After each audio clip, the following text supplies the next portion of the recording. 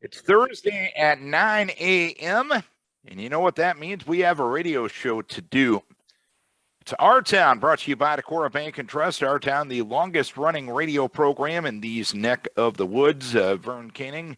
Ken Bierke started this thing around 60 years ago on AM 1240 KDEC, and we're continuing it here on 94.9 and 99.1 The River and AM 1240 KDEC. We have a three-guest program on the show this morning. Zach Kerndt from the Decorah Fire Department. We'll talk about next week's Decorah Fire Department Gala event. Also, we will have Waukon City Manager Gary Boden. He will keep us up to date on everything going on in the city of Waukon.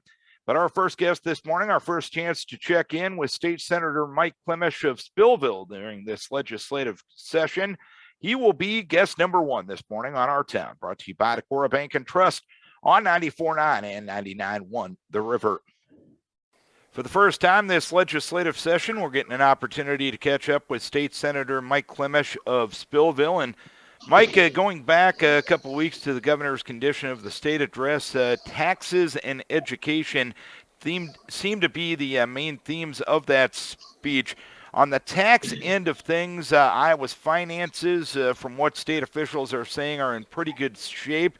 And it seems like there is a momentum to give some of that money back to taxpayers. In your mind, what direction should the state go when it comes to taxation? Well, I think that I've not seen any legislation drop yet. I know that there's a couple things in the works. I'm encouraged by the governor's speech regarding moving the state potentially to a flat tax system. But again, there's a long road from here to there. So as we drive to lower taxes down, which I think is important for Iowans to get more of that money back into your pocket and keep it there, we have to make sure too that we balance that. So I think it's going to require a holistic approach, looking not only at reducing taxes on a personal level, possibly addressing taxes on a corporate level, but then also looking at the tax credit system in the state to ensure that we have enough counterweight as we lower our tax rates, that we don't find ourselves 4 or 5 years down the road in a position where we're unattainable as far as revenue generation goes. Now on the Senate side, we do keep internal budgets. We project them out for 4 or 5 years, so that gives us a little bit of a kind of a leg up to see what impact certain things could have. But I'm excited about the proposals. I'm looking forward to seeing legislation. But at the same time, I want to make sure we take a careful, metered approach to it.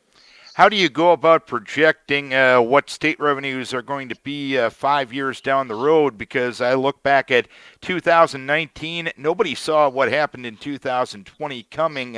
How do you go about that? Are there factors in there that can fluctuate? How does that process work? Well, budgeting is no different for your household than it is for the state. I mean, really, at a simplistic level, how do you know what your income generation streams are going to be for yourselves personally 4 or 5 years down the road? We take best guess analysis and we try to build in cushions like everybody does. A state living hand to mouth versus an individual living hand to mouth. Both of those things are, something we try to avoid. So, best budgetary practices. Speaking from my own personal household budget, that's how we look at it. Don't spend more than I take in, and work really hard to make sure that I've done due diligence with figuring how everything works together. So, being the fact that the taxation legislation will probably, at least from the outside looking in, be the thing that you pass with the most long-lasting significance this year, do you feel that legislation is something you might not get to till maybe late March, early April, knowing the fact that it will have some long-term effects?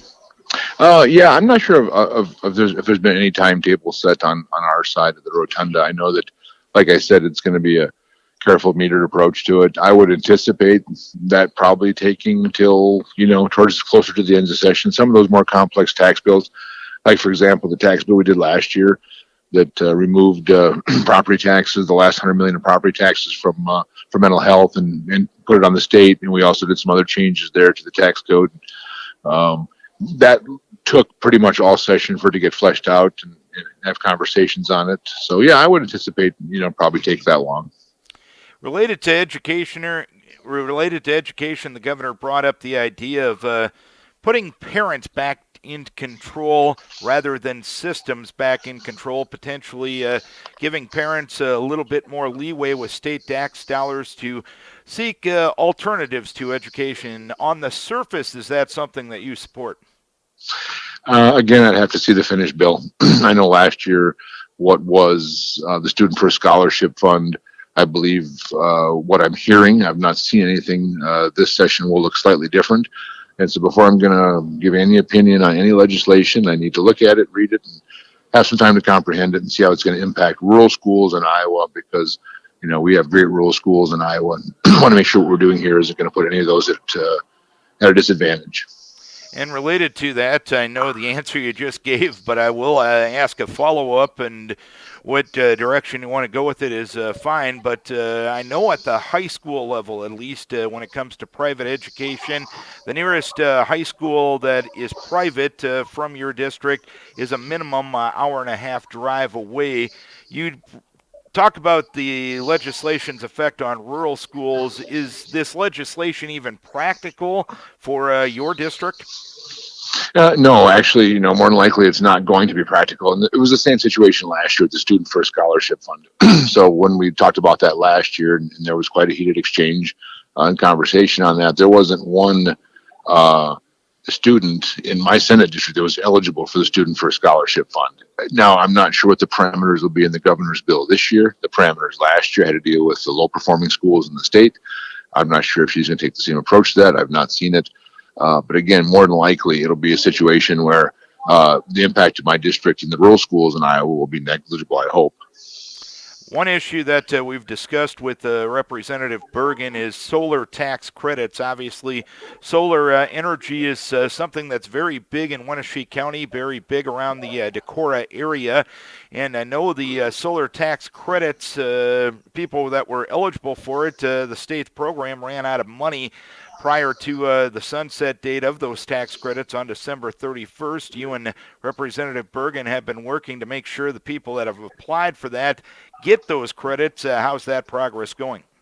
The progress is going. Actually, anything in Des Moines, you can't say it's done until it's done. I would say we're making great progress. We've had a lot of conversations down here about it, trying to get the point across that the state made a bargain with these folks, and we need to live up and honor that bargain.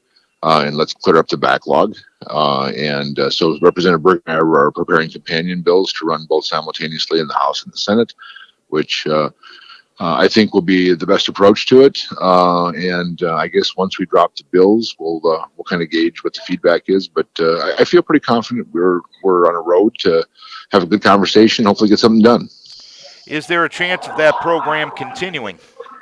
No, I don't believe there's any chance of that program continuing. What we're trying to do here now is just clear up the balance sheet. Other than the issues that we have touched upon, what would top your importance of stuff that you would like to get done this session?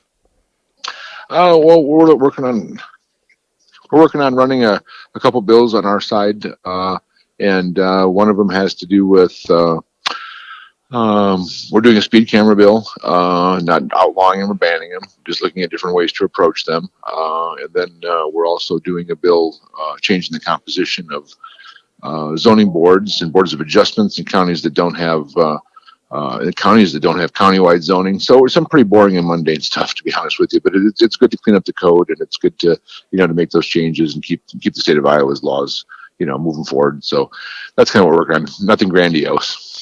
And when you talk about those boring, mundane stuff, where do you come up with the push to move some of those bills? Are there people constantly looking at state code and saying, you know what, here in 2020, this really doesn't make a lot of sense?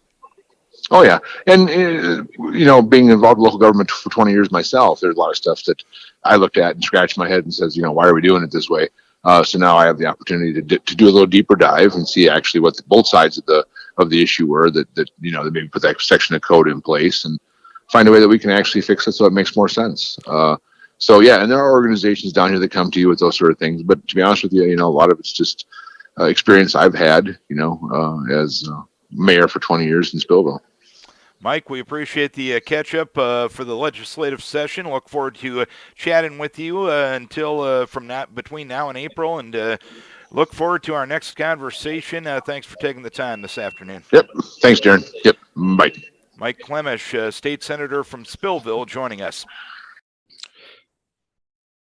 Having a conversation this morning with Gary Boden, the city manager of Waukon, updating us on all things going on in the community of Waukon. And Gary, you had your council meeting earlier this week, discussed several items at the council meeting. One was a discussion on maybe a new direction and a new kind of way of doing things when it comes to economic development efforts in the city. Explain the city's perspective regarding that issue. Things have changed with the city as far as delivery for economic development and community development services since we've hired a full-time city manager. The council actually hired me because of some of the skills of this nature that I bring to the job. And as a result, the city has been far more active in doing economic and community development over the last couple of years. As a result, the Waukon Economic Development Corporation, which had been the primary agent for the city in economic development, has seen its activity wane. And in fact, coupled with Alameda County Economic Development and Tourism group plus the Chamber of Commerce, we're finding that there was a lot of overlap, and as a result, the city is choosing. It'll complete that decision at the next council meeting during budget making, but the city is choosing to put its emphasis really on the city's government providing that service, as well as the other two Alameda County and Chamber of Commerce agencies. And moving forward, the city's efforts related to this, how much of that will be a cooperative effort between the Chamber and Alameda County Economic Development? Are you all kind of going to work in unison with one another? How will that work moving forward?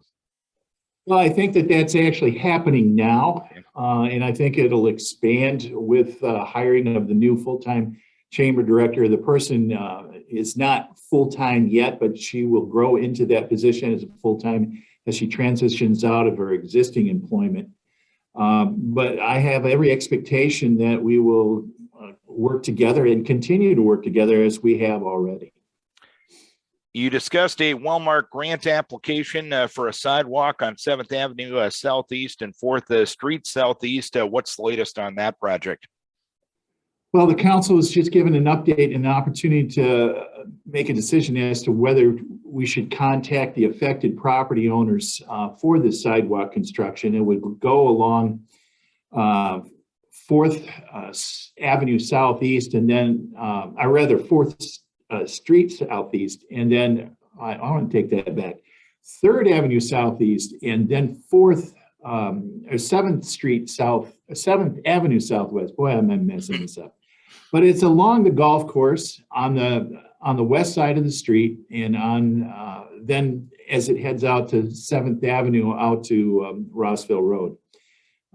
It's pretty much a recreational path in several respects, because it's not a heavily populated area per se, but it's an opportunity for people to walk or run in this area as an opportunity for a different kind of pathing that we haven't had in the past. The information that is handing out, or that we need to have, is to show for the grant that we're applying for Wellmark. We had a similar grant, not at the same size, but a similar grant that we got from Wellmark for the path or the sidewalk that we did in the 11th Avenue corridor southwest that leads up to the grocery stores, for instance, from Rossville Road. It's a project that will cost the city about $300,000 plus hopefully getting a $100,000 grant from Wellmark.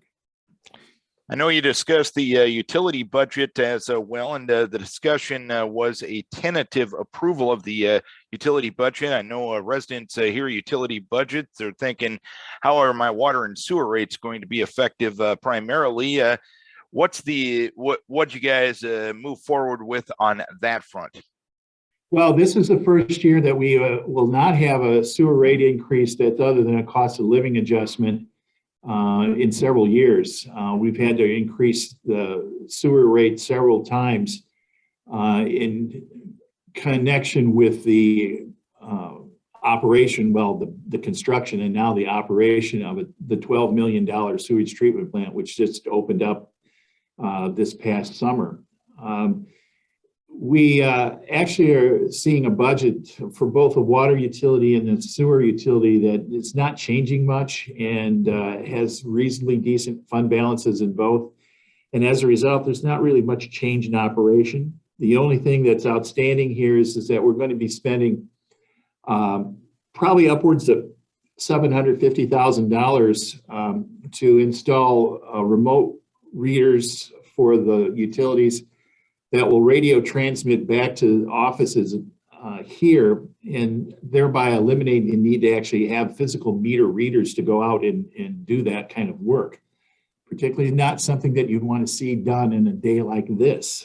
But the fact is that that increase of expenditure for this one-time project will not affect the rates whatsoever. We have been able to fund that project through the savings that we've had through our fund balance that we've anticipated actually for quite some time. So good news for the consumers, basically, then, right?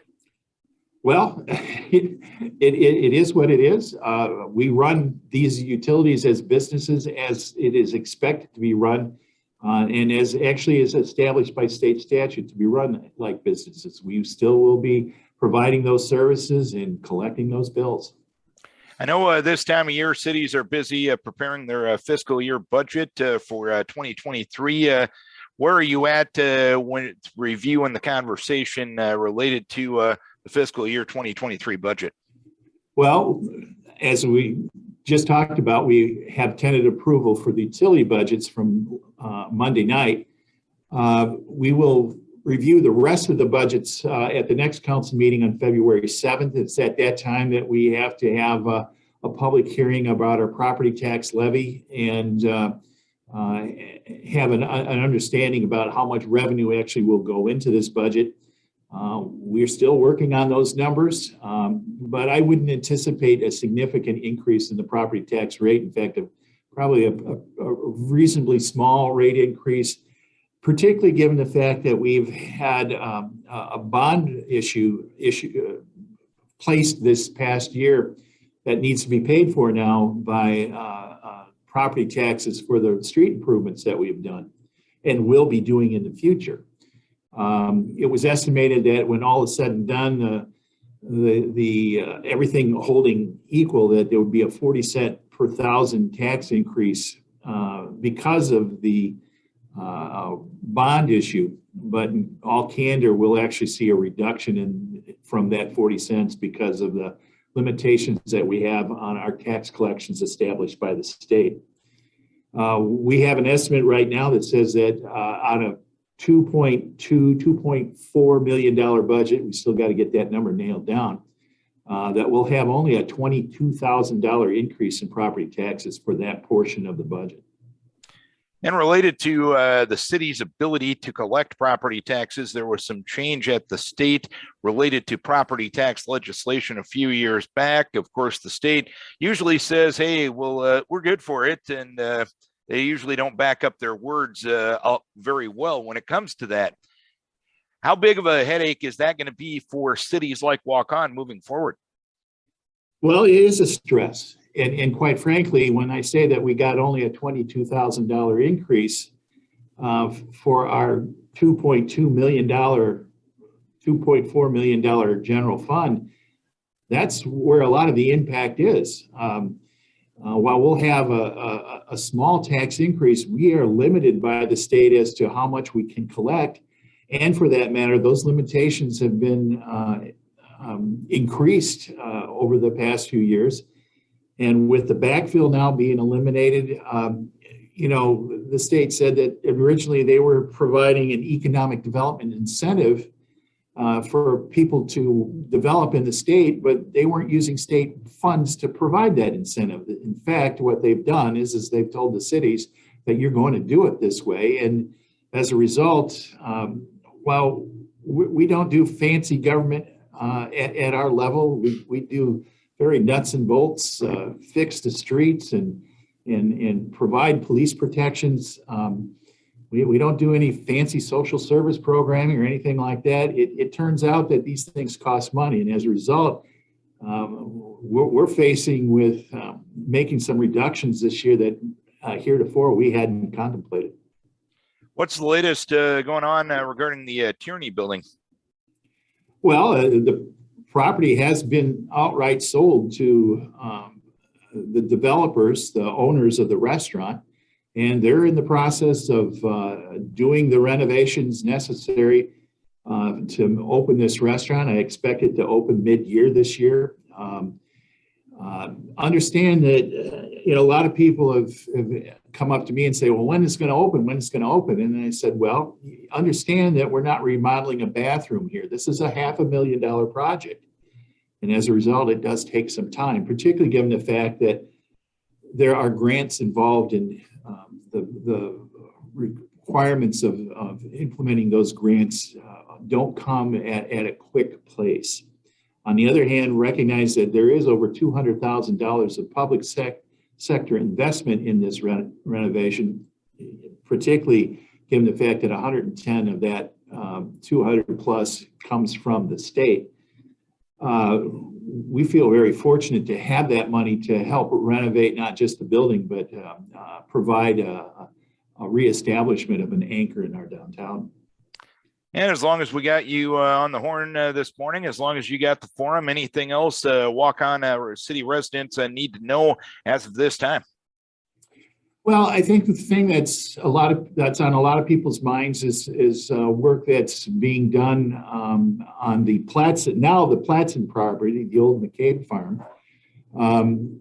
We are in the plan commission this week with having approval of the subdivision and the rezoning of this property, which will be some for commercial, some for residential, and then of course 9 acres that will be established in conservancy. The conservancy project, which establishes a stormwater detention pond that will actually use natural vegetative filters to clean that stormwater, is being funded by a grant from the state, an SRF grant, that overall, inclusive of some improvements being made to the park for the same effort, will total just shy of $1 million. That's a really positive thing from the standpoint of not only developing this ground in a green way, but also alleviates some concerns about stormwater and the cleanliness of stormwater as it enters into Pate Creek, which ultimately is a major trout creek in our community and in our county. Gary, we appreciate you taking some time telling us what's going on in the city of Waukon. Look forward to monthly conversations with you throughout the year. Again, thanks for taking the time. Thank you, Darren. Gary Boden is the city manager of Waukon, providing an update on what's going on with the city.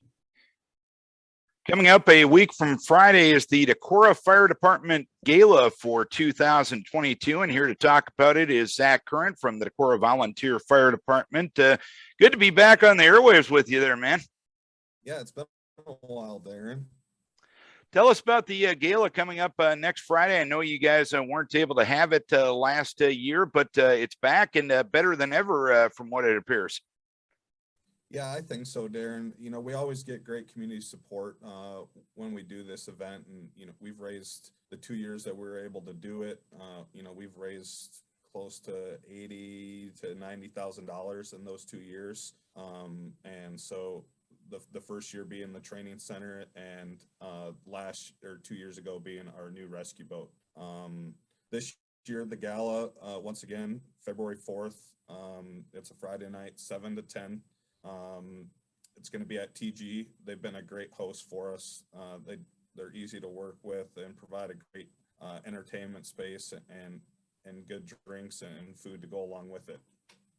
And I know live auction items are going to be a big part of this gala. And I know bottom line is, if you follow the Decorah Volunteer Fire Department Facebook page, and why wouldn't you at this point, you're getting inundated with a lot of the items that will be up for those live auctions. For those that haven't seen what's on that page, give us a rundown of some of the items that you'll have the opportunity to bid on. Yeah, I got another screen over here. You know, on the live auction side, we got some things signed by Parker Hesse, who's a tight end currently for the Atlanta Falcons. Got some Iowa stuff signed by him. Also linebacker Josie Jewell, who's with the Denver Broncos, and a couple Iowa stuff signed by him. The Lynch Family Foundation donated an Iowa State helmet that'll be signed.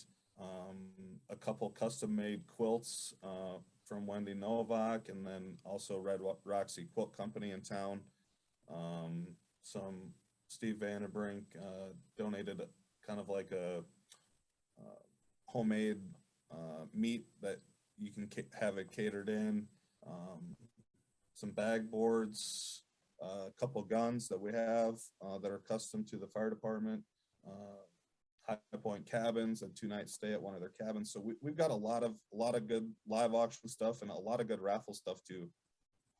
And when you see how many businesses and how many people are willing to support you with donations and everything like that, I'd imagine that makes the fire department feel pretty good about the services they provide for the community.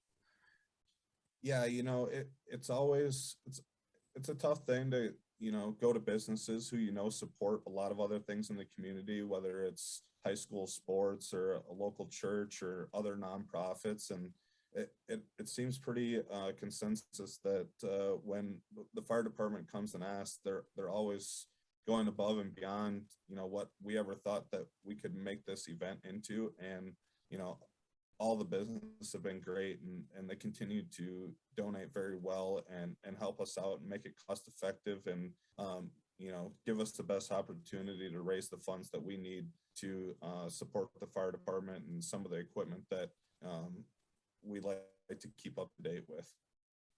And for folks that want tickets to the gala, how do they sign up?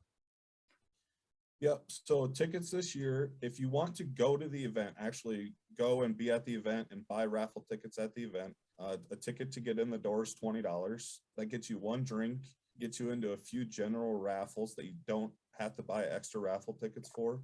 And then it also gets you food all night. So there'll be hors d'oeuvres and kind of like a, not a full course meal, but it'll kind of be kind of a buffet style serving line that TG will provide food. So that's what you get with the entry ticket. Now, if you aren't comfortable maybe going to the event or you're unable to make it, we do have some pre-raffle tickets that are only good for 2 items, which would be the Grizzly box blind donated by Iowa Rotocast, and then 2 pretty high dollar kayaks donated by Upper Iowa Marine. So if you're not able to make the event and you still want to, you know, donate some money or get yourself in a raffle, feel free to reach out to our Facebook page or call the fire station down here. We'll get you signed up for those raffle tickets. And those raffle tickets are 2 tickets for $10, 12 for $50, 30 for $100, and 66 tickets for $200. So we do have, you know, some different steps there that you can buy raffle tickets for.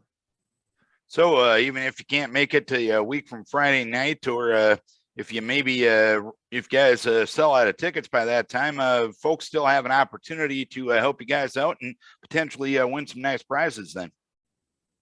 Yeah, that's for sure. You know, right now I would say we're probably in that 200 tickets sold range. So we probably have, you know, close to 200 tickets left. And I anticipate by the end of this week, you know, we'll be down there to probably 100. And then next week, you know, people will start coming in and they'll probably go off the shelves next week pretty fast. But I just wanted to fill everybody in too on what we're raising funds for this year. Our airbags, which we use for auto extrication to help stabilize or lift vehicles, our airbags are currently 25 plus years old.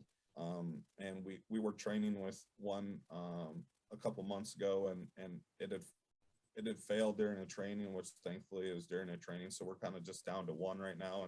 And so that's what we're raising money for this year, is to get new airbags for our auto extrication and new rescue struts to help stabilize those vehicles when we are lifting. So that's what the money's going to be going towards this year. So it's a really good project and something that that we need to have on those types of incidents. You walked into my next question. Good job. Yeah, I thought I better get that in there. I didn't want to forget that. So Anything we're missing, Zach? Anything else folks need to know about the gala coming up next week?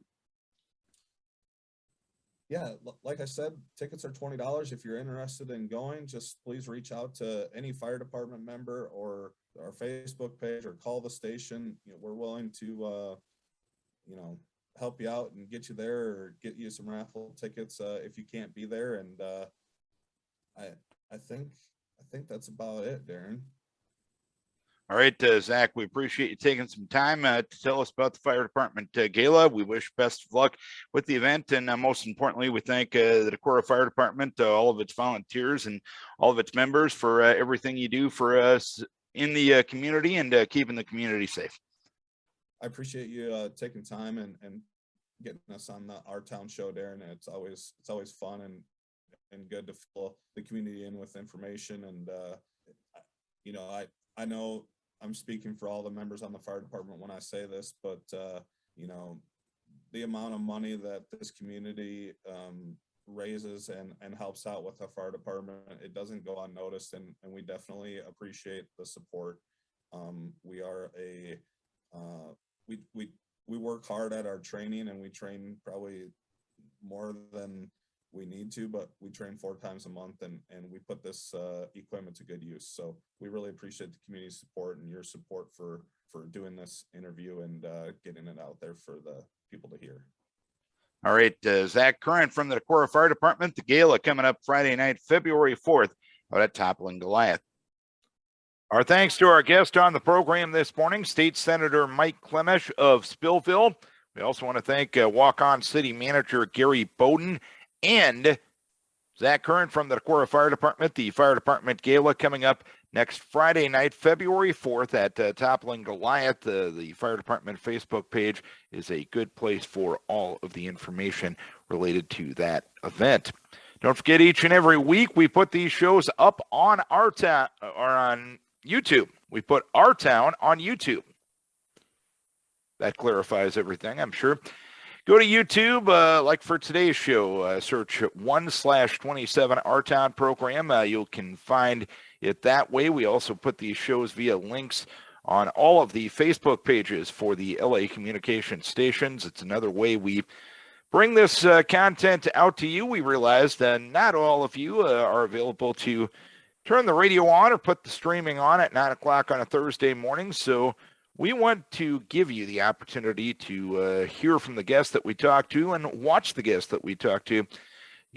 Don't forget to check out Our Town on YouTube. Thanks to our guest. Thanks to Decorah Bank and Trust, our sponsor. And thanks, most importantly, for you for tuning in, logging on, or watching Our Town on 94.9 and 99.1 The River.